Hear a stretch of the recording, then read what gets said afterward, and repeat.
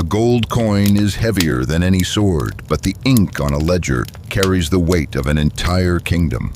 In the flickering candlelight of a cold stone chamber, King Philip I of France once stared at a single parchment that made his hands tremble more than any battle report from the front lines.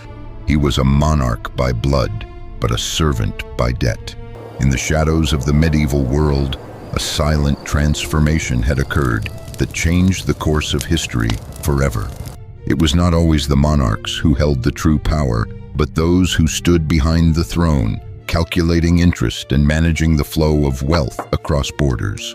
When a ruler borrows more than his crown is worth, the lender becomes the master. This is the story of a system so sophisticated it defied the boundaries of nations, and a debt that could only be settled through the most drastic and darkest of measures. Long before the modern skyscraper housed the giants of finance, there existed an order of men who understood that information and capital were the ultimate weapons. They began as protectors of the road, humble servants pledged to a higher cause, but they soon realized that the most valuable thing they could guard was not just a person, but the wealth of an entire continent. As the Crusades demanded more resources, the logistical challenges of moving vast sums of gold across dangerous territories became an opportunity for innovation. They created a network that allowed a traveler to deposit their wealth in one city and withdraw it in another using nothing but a coded piece of parchment. This was the birth of the first international banking system, a web of influence that bypassed traditional laws and local jurisdictions. They were no longer just warriors in chainmail. They were the architects of a new reality. The transition from warriors to bankers was subtle but absolute. Their fortresses became vaults. Their commanderies became branch offices. While kings were busy fighting for land and glory, these silent figures were quietly acquiring the deeds to those lands and the rights to the taxes generated from them. It is suggested that at their peak, they were the single largest landowners in Europe, answerable to almost no one but the highest spiritual authority.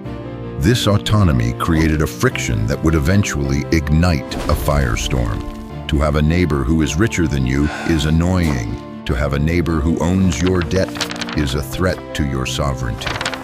The kings of Europe looked at their own empty treasuries and then at the massive stone walls of the order's headquarters, and they felt the cold sting of inadequacy. Imagine a damp stone hall in the late 13th century. King Philip sits at a heavy oak table, his fingers tracing the lines of a parchment he cannot escape. Across from him sits Jacques de Molay, the Grand Master, silent and watchful in his white mantle. De Molay does not carry a sword in this room, but the ledger he holds contains the power to dismantle the king's armies and freeze the commerce of his cities. The king realizes that his crown is merely a decorative piece of metal if the men who fund his wars decide to close their chests. This was the reality for the rulers of Europe. They were entangled in a web of credit that they did not fully understand, governed by an organization that operated outside the reach of their laws. The master of the ledger did not need to shout. His silence was the loudest threat in the room. The brilliance of their system lay in its complexity. They understood that the physical movement of gold was risky and inefficient. By using letters of credit and internal ledgers, they could settle accounts between London and Jerusalem without a single coin ever leaving their secure chests. This gave them an unprecedented level of control over the economy. They were the ones who financed the construction of cathedrals, the outfitting of armies, and the ransom of captured royalty. They became the keepers of the secrets of the powerful, for every loan revealed a king's weakness, and every ledger documented a lord's desperation. They knew which kingdom was on the verge of collapse and which duke was selling his soul to keep his castle. Knowledge in their hands was compounded interest. In the 13th century, the relationship between these financial masters and the ruling elite reached a tipping point. The nobility lived in a world of chivalry and conquest, but they were increasingly dependent on a group that operated outside the traditional feudal hierarchy. These bankers did not swear fealty in the same way a vassal would. They were a state within a state, possessing their own fleet, their own intelligence network, and their own treasury. Their influence was so pervasive that even the most powerful monarchs found themselves waiting for approval from the order's treasurers before launching a campaign or settling a dispute. The friction was no longer a hidden irritation. It was a visible wound on the prestige of the monarchy. King Philip IV of France was a man of cold ambition and even colder pockets. His wars with the English and the Flemish had drained the royal treasury until it was nothing but an echo in a vault. He looked at the massive fortresses of the order within his own capital and saw not a shield, but a target. Every time he rode past their walls, he was reminded that they held the markers for his survival. The friction grew into a deep-seated resentment. Power that remains unchecked for too long eventually invites a reaction from those who feel overshadowed by it. Philip found himself in a precarious position.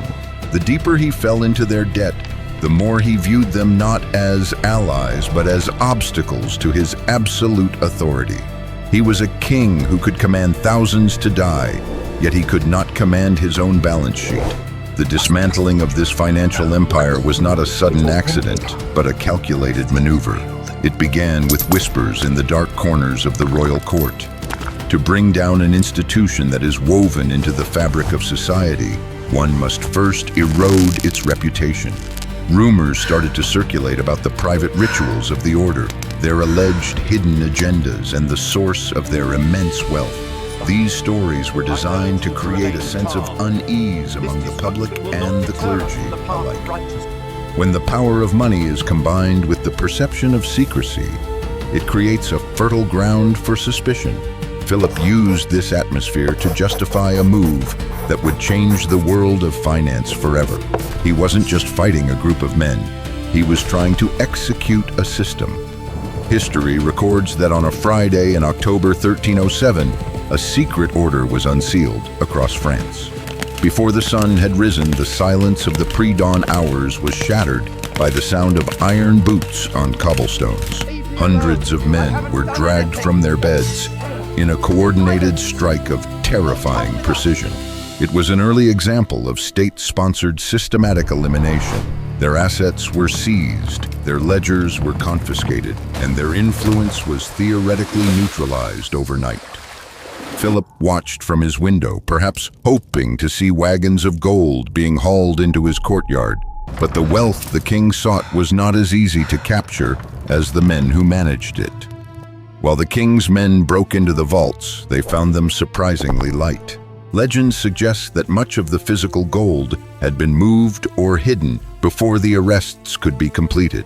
The paper trails were destroyed or taken into hiding, leaving Philip with a victory that was more symbolic than financial. The gold was a ghost, but the debt remained a haunting reality. The king had captured the bankers, but he had failed to capture the bank. The frustration in the royal court was palpable as the realization set in. You can burn the man, but it is much harder to burn the credit he has already extended across a continent. The interrogation of the masters was a dark chapter of history.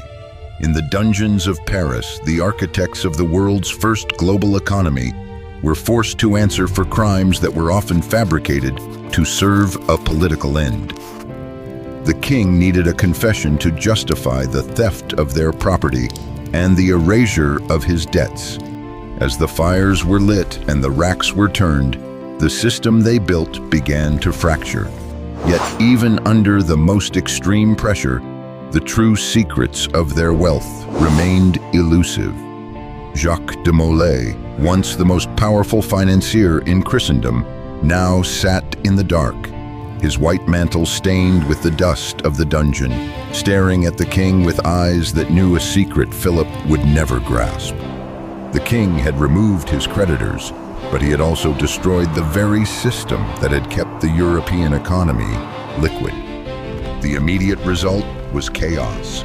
The delicate balance of international credit collapsed, leaving a vacuum that would take centuries to fill.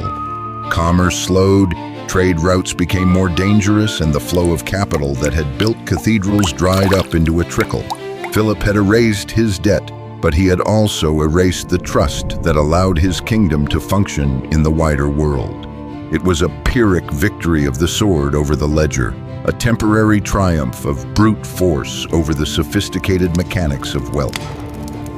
The aftermath of this event left a permanent scar on the world of power.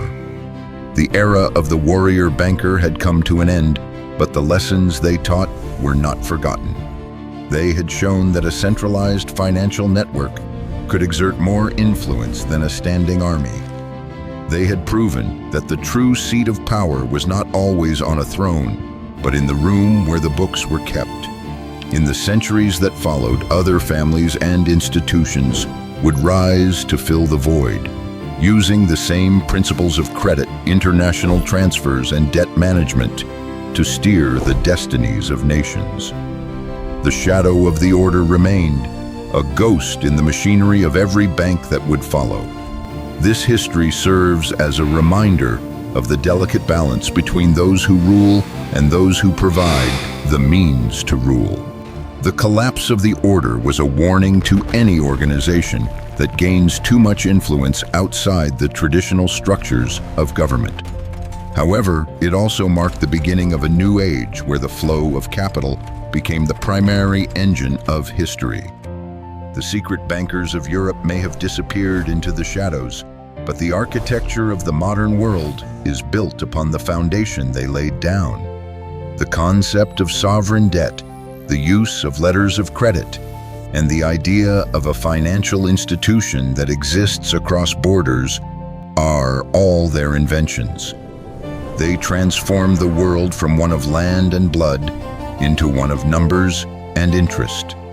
Today, we see the echoes of their system in every transaction we make.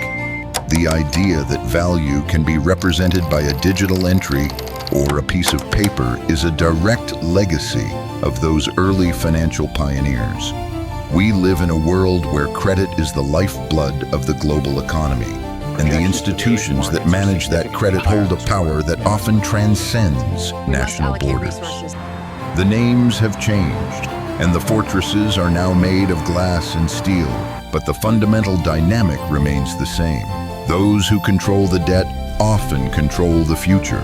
The tension between the visible leadership and the invisible holders of capital is a recurring theme in human history, a play that has been performed in every century since the first ledger was opened. When we navigate our modern financial landscape, we are walking on a path blazed by these medieval figures. The complexity of our global markets, the speed of our transactions, and the influence of institutional lenders are all parts of an evolution that began in those early commanderies. The lesson of the secret bankers is that wealth is not just about having gold. It is about the system that moves it and the trust that sustains it. When that trust is broken, or when the system becomes too powerful for the existing order to tolerate, the results are often seismic. Every major financial shift in history mirrors that October morning in 1307, a moment where the ledger meets the sword and the world holds its breath. As the centuries passed, the methods became more refined, but the core objective remained the same: to create a world where wealth could move faster than those who would seek to control it. The transition from the old world of feudalism to the new world of capitalism was funded by the remnants of these early ideas.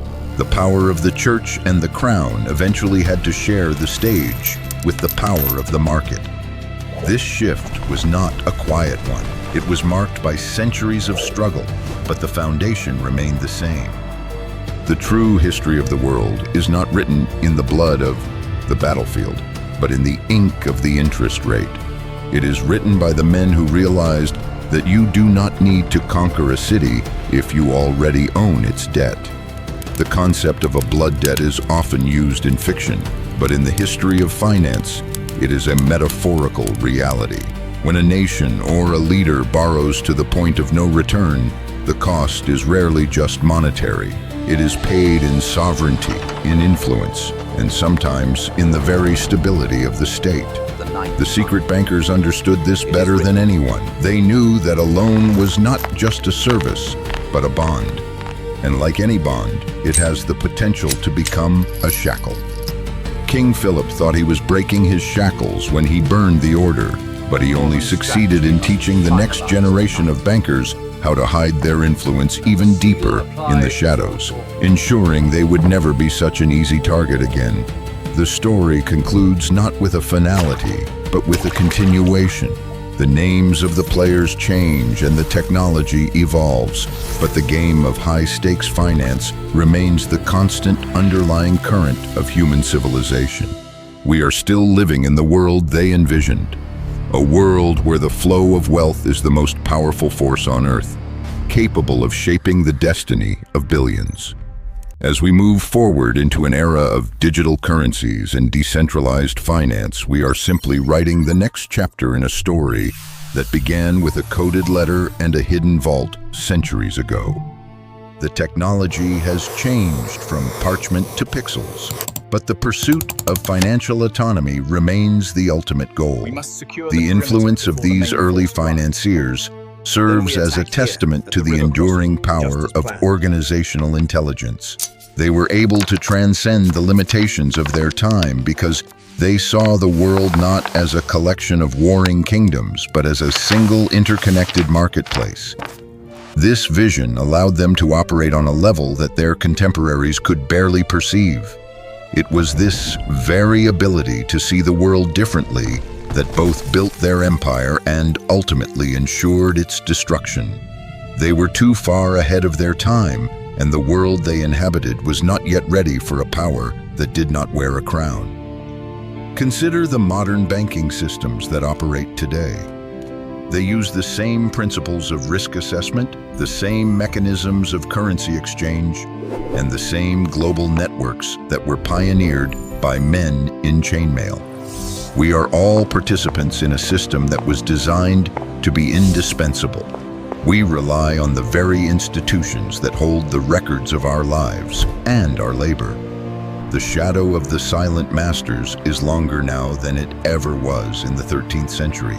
It stretches across every border and touches every life, reminding us that while the actors on the stage may change, the script is often written by those who hold the pen. Behind every great power, there is usually an even greater ledger waiting to be settled.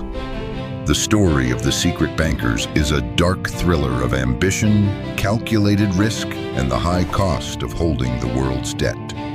It reminds us that while the sword may provide temporary victory, it is the ink on the page that determines the ultimate outcome. The gold may be moved, the leaders may be silenced, and the vaults may be emptied, but the system itself is immortal. It lives on in the quiet halls of central banks and the invisible transactions of the digital age, a silent master of the modern world. The swords were broken, the fires have long since cooled, but the ledger remains open.